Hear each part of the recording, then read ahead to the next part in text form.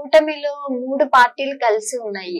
So further గా ఈ కూటమి అలాగే కూటమిగా వెళ్ళబోతుందా, లేకపోతే మధ్యలో ఏమైనా క్లాషెస్ వచ్చే అవకాశాలు ఉండబోతాయి?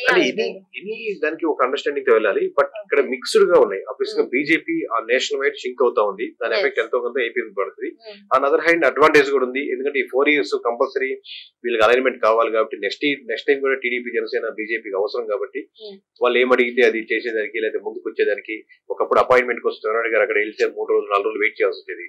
ఇప్పుడు 3 నిమిషాలు ఎందుకు వెయిట్ చేశారు మేము అడిగే పరిస్థితి తీసుకొస్తారు.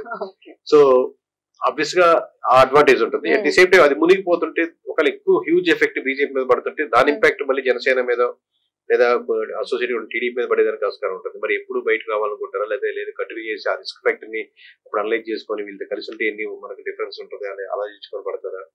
At the same time Janasena వాళ్ళు ఆబ్వియస్ గా ఎప్పటికైనా మావాడే ముఖ్యమంత్రి అవ్వాలి, మా వాళ్ళు గెలవాలి, మా వాళ్ళు ఎక్కువ సీట్లు కావాలి, ఇంకా ముందుకు రావాలనుకుంటారు. ఆబ్వియస్ గా టీడీపీ వాళ్ళు లేదు మా చంద్రబాబు నాయుడు ఎప్పటికీ ఉండాలి, లేకపోతే తర్వాత లోకేష్ గారు రావాలి కానీ పవన్ కళ్యాణ్ గారు ఎందుకు రావాలనుకుంటారు.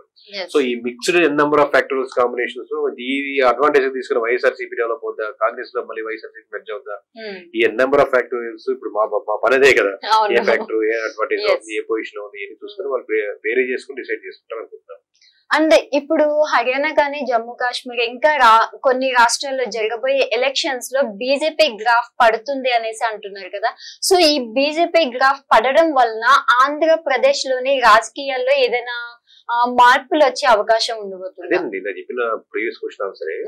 ఎందుకంటే దాని ఎఫెక్ట్ ఆబ్వియస్ గా మీకు ఇంపాక్ట్ పడుతుంది అనుకోండి. ఇప్పుడు ఒక ఆఫీస్ లో ఉన్నారు, మా ఆఫీస్ లో 10 మంది వెళ్ళిపోయారు, ఇంకో 10 మంది వెళ్ళిపోయారు. అరే ఏంటి 20 మంది వెళ్ళిపోయారు, మనం రేపొద్దున మనం కూడా తీసేస్తారని ఉంటుందా లేదా?